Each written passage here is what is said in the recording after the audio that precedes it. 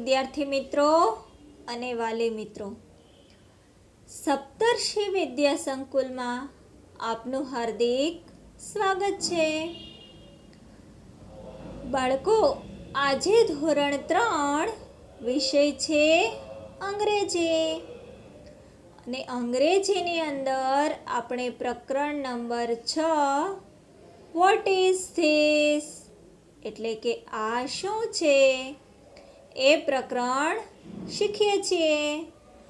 અને એમાં આપણે પેજ નંબર 19 પૂરું કર્યું હતું અને પેજ નંબર 20 ઉપર પણ જે આપણે યસ અને નોમાં જવાબ આપવાના હતા એ પણ પૂર્ણ કરેલું હતું. હવે જોવાનું છે પેજ નંબર 20 ઉપર આપેલું ફન ટાઈમ. તો બાળકો, એમાં આપણને કેટલાક પ્રશ્નો પૂછેલા છે, એના જવાબ આપણે યસ અને નોમાં આપવાના છે. તો બાળકો, તમે પણ પાઠ્યપુસ્તકમાં પેન્સિલથી મારી સાથે સારા અક્ષરે આ જવાબ છે એ લખતા જજો. ચાલો બાળકો, ફન ટાઈમમાં આપણને સૂચના આપેલી છે. ચિત્રો જોઈ કૌંસમાં આપેલા શબ્દોનો ઉપયોગ કરી પ્રશ્નોના ઉત્તર લખો. એક્ઝામ્પલ એટલે કે ઉદાહરણ આપેલું છે. What is this? વોટ એટલે શું, ધીસ એટલે આ અને ઇઝ એટલે છે. આ શું છે? તો કૌંસમાં આપેલું છે એપલ, ટોમેટો. તો આ શાનું ચિત્ર છે બાળકો? એપલનું. તો નીચે લખવાનું ધીસ ઇઝ એન એપલ. બાળકો, અહીંયા એન આપેલો છે, તો આગળના શબ્દની શરૂઆત જો એ, ઈ, આઈ, ઓ, યુ આ 5 સ્વરોથી જો કોઈ શબ્દની શરૂઆત થતી હોય તો એના આગળ આપણે એન મૂકવો પડે. એટલા માટે અહીંયા એન આપેલો છે. ત્યાર પછી બીજું ચિત્ર જોઈએ. પ્રશ્ન પૂછેલો છે વોટ ઇઝ ધેટ? પેલું શું છે? બેટ, બોલ. શાનું ચિત્ર છે બાળકો? બેટનું. તો જવાબ લખવાનો છે ધેટ ઇઝ અ બેટ. પેલું બેટ છે. ત્યાર પછીનું ચિત્ર આપેલું છે બસનું.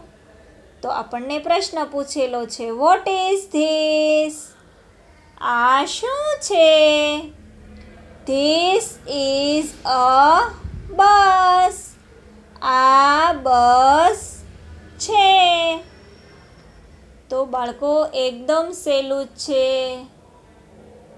તો તમે પેન્સિલથી સારા અક્ષરે આ પ્રશ્ન છે એના જવાબ લખતા જજો. ત્યાર પછી જોઈએ પેજ નંબર 21 ઉપર. What is that? પેલું શું છે? તો આઉલ કે ડક? આઉલ એટલે ઘુવડ અને ડક એટલે બતક. તો ધેટ ઇઝ એન આઉલ એટલે પેલું ઘુવડ છે. ત્યાર પછી આપણને આપેલું છે રીંગણનું ચિત્ર. તો પ્રશ્ન શું પૂછેલો છે બાળકો? What is this? આ શું છે? તો કૌંસમાં આપેલું છે બ્રિંજલ અથવા પોટેટો. બ્રિંજલ એટલે રીંગણ અને પોટેટો એટલે બટાકું. તો આ છે બ્રિંજલ. તો જવાબ લખવાનો છે ધીસ ઇઝ અ બ્રિંજલ. આ રીંગણ છે. ત્યાર પછી શાનું ચિત્ર દેખાય છે બાળકો? ઘોડાનું. તો ઘોડાને અંગ્રેજીમાં શું કહેવાય? હોર્સ. તો પ્રશ્ન પૂછેલો છે વોટ ઇઝ ધેટ? પેલું શું છે?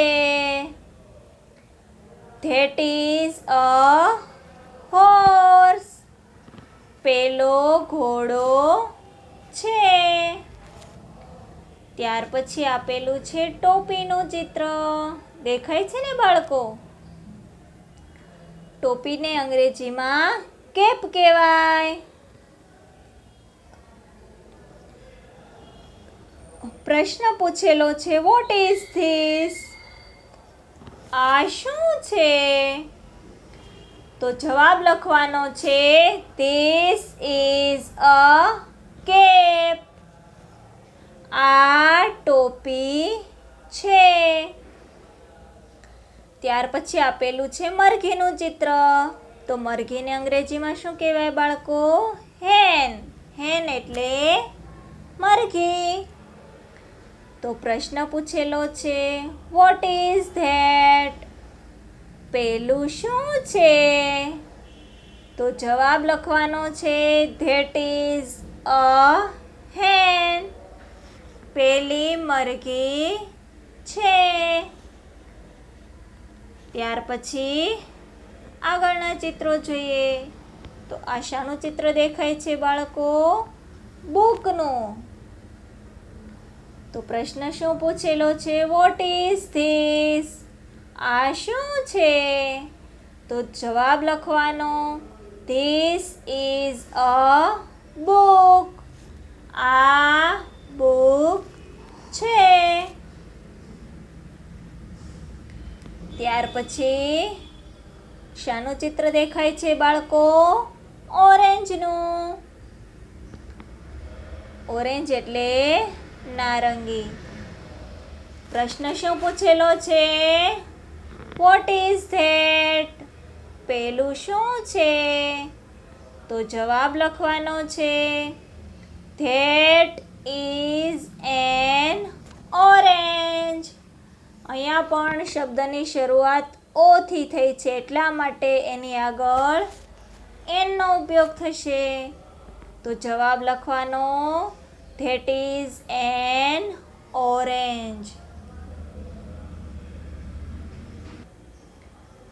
આ છે પેજ નંબર 22 અને તેના ઉપર આપણને ટ્રેનનું ચિત્ર દેખાય છે. તો અહીંયા ટ્રેન લખેલું છે ત્યાં તમારે લીટી કરી દેવાની અને પછી પ્રશ્ન વાંચવાનો કે વોટ ઇઝ ધીસ? આ શું છે? તો જવાબ લખવાનો ધીસ ઇઝ અ ટ્રેન. આ ટ્રેન છે અથવા આ રેલગાડી છે.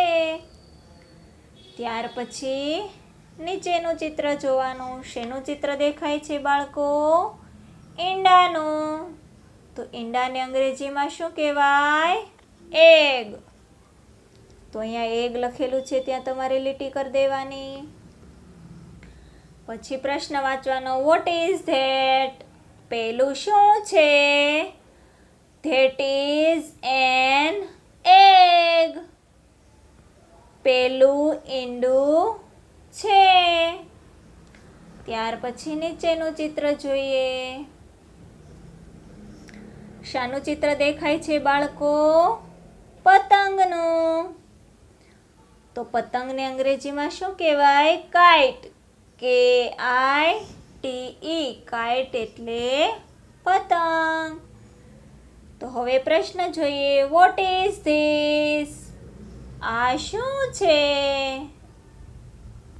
તો જવાબમાં લખવાનું છે ધીસ ઇઝ અ કાઇટ. આ પતંગ છે. ત્યાર પછી આગળ જોઈએ બાળકો. હવે શાનું ચિત્ર દેખાય છે? દડાનું.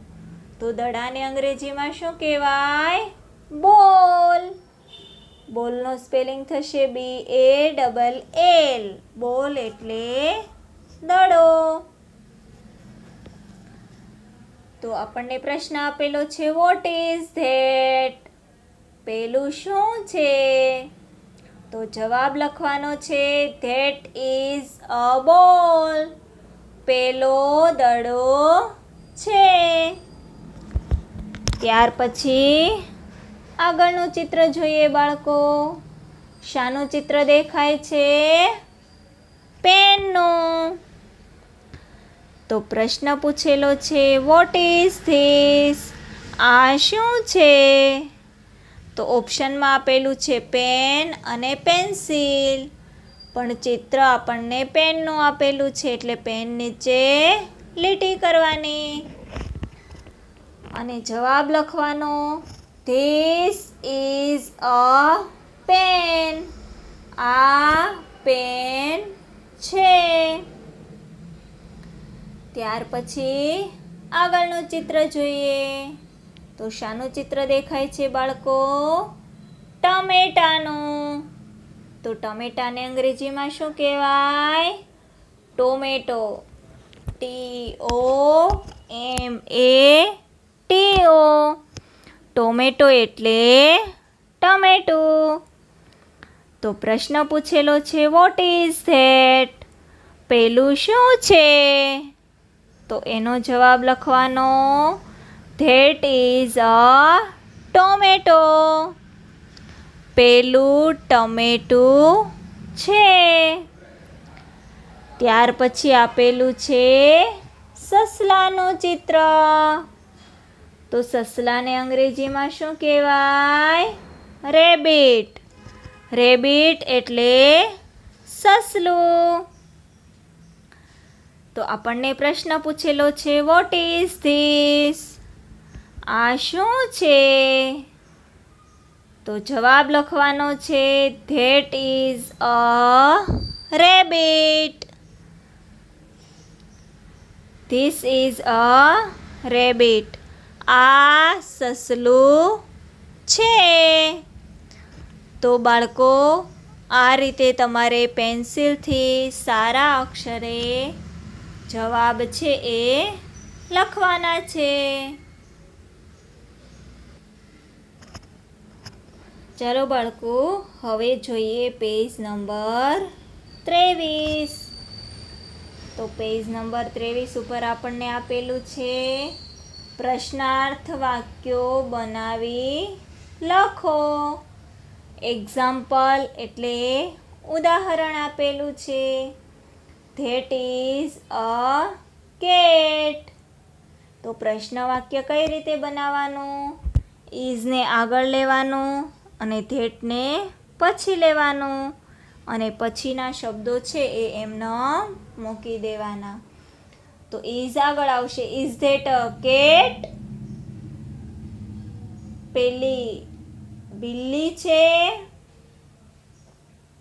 ત્યાર પછી આપેલું છે પેલું વાક્ય ધીસ ઇઝ અ કેપ. તો ધીસ ઇઝ અ કેપ એનું આપણે પ્રશ્નાર્થ વાક્ય બનાવવાનું છે. તો ઇઝને આગળ લઈ લેવાનું, ધીસને પછી લખવાનું. Is this a cap. આ રીતે લખી અને પાછળ તમારે પ્રશ્નાર્થ ચિહ્ન મૂકવાનું. તો જ આપણું વાક્ય છે પ્રશ્ન વાક્ય કહેવાય. ત્યાર પછી બીજું વાક્ય આપેલું છે ધેટ ઇઝ અ લાયન. પેલું સિંહ છે. તો એને પ્રશ્ન વાક્યમાં ફેરવવું હોય તો ઇઝ આગળ લઈ લેવાનું, ધેટ પછી લખવાનું ઇઝ ધેટ અ લાયન. પેલો સિંહ છે અને છેલ્લે પ્રશ્નાર્થ ચિહ્ન મૂકવાનું. ત્યાર પછી ત્રીજું વાક્ય જોઈએ. This is an ant. આ કીડી છે. તો એને પ્રશ્ન વાક્યમાં કઈ રીતે ફેરવશું? ઇઝ આગળ લઈ લેવાનું, ધીસ પછી લખવાનું. ઇઝ ધીસ એન એન્ટ અને છેલ્લે પ્રશ્નાર્થ ચિહ્ન મૂકી દેવાનું. આ કીડી છે. ત્યાર પછી ચોથું વાક્ય જોઈએ. ધેટ ઇઝ અ બેટ. પેલું બેટ છે. તો એનું પ્રશ્ન વાક્ય કઈ રીતે બનશે? ઇઝ ધેટ અ બેટ? છેલ્લે પ્રશ્નાર્થ ચિહ્ન મૂકી દેવાનું. તો એનું ગુજરાતી શું થશે કે પેલું બેટ છે. ત્યાર પછી પાંચમું વાક્ય જોઈએ. This is a કબ. કબ એટલે સિંહનું બચ્ચું. આ સિંહનું બચ્ચું છે. પણ એને પ્રશ્ન વાક્ય લખવું હોય તો ઇઝ ધીસ અ કબ? આ સિંહનું બચ્ચું છે. અને છેલ્લે પ્રશ્નાર્થ ચિહ્ન મૂકવાનું. ત્યાર પછી છઠ્ઠું વાક્ય છે. That is an apple. પેલું સફરજન છે. તો એનું પ્રશ્ન વાક્ય કઈ રીતે બનશે? ઇઝ આગળ લઈ લેવાનું, ધેટ પછી લખવાનું. Is that an apple? પેલું સફરજન છે. ત્યાર પછી જોઈએ બાળકો સાતમું વાક્ય. This is a potato. આ બટાકું છે. તો એનું પ્રશ્ન વાક્ય કઈ રીતે બનશે? Is this a potato? અને છેલ્લે પ્રશ્નાર્થ ચિહ્ન મૂકી દેવાનું. ત્યાર પછી આપેલું છે વાક્ય આઠમું. That is a boat. Boat એટલે હોડી. પેલી હોડી છે. તો એનું પ્રશ્ન વાક્ય કઈ રીતે બનશે? Is that a boat? પેલી હોડી છે. અને છેલ્લે પ્રશ્નાર્થ ચિહ્ન મૂકવાનું. ત્યાર પછી જોઈએ નવમું વાક્ય. નવમું વાક્ય આપેલું છે. This is a kite.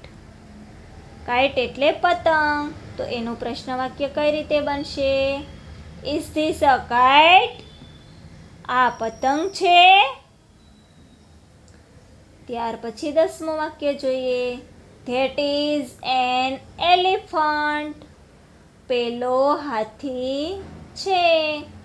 તો એનું પ્રશ્ન વાક્ય કઈ રીતે બનાવશું બાળકો? ઇઝ આગળ લઈ લેવાનું, ધેટ પછી લખવાનું. Is that an elephant?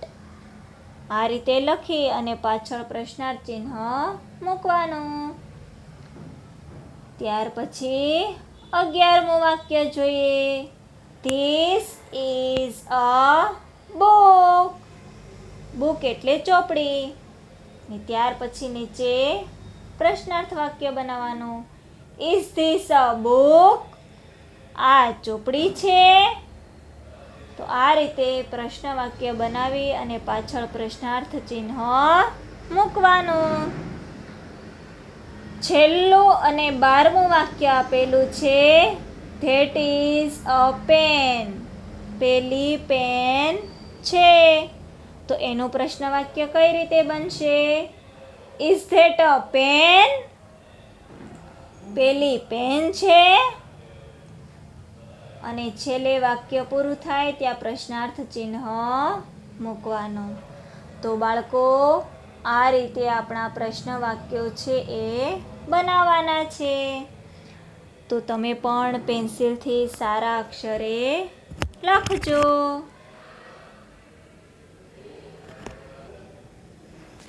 તો બાળકો હવે તમે તમારા હોમવર્કની નોંધ કરી લેજો. ધોરણ 3 છે, વિષય અંગ્રેજી. HW કરી અને લખજો. પ્રકરણનું નામ છે વોટ ઇઝ ધીસ? આ શું છે? HW કરી અને લખજો કે પાઠ્યપુસ્તકમાં પેજ નંબર 20, 21, 22 અને 23 ઉપર આપેલા પ્રશ્નોના જવાબ ખાલી જગ્યામાં લખવા. બાળકો અહીંયા મેં તમને જેટલા પેજ સમજાવેલા છે એ પેજમાં આપેલા પ્રશ્નો છે એના જવાબ તમારે નીચે આપેલી ખાલી જગ્યામાં લખવાના છે. તો સારા અક્ષરે પેન્સિલથી તમે પાઠ્યપુસ્તકમાં આટલા પેજ પૂર્ણ કરજો. નવા અભ્યાસક્રમ સાથે ફરી મળીશું. Thank you.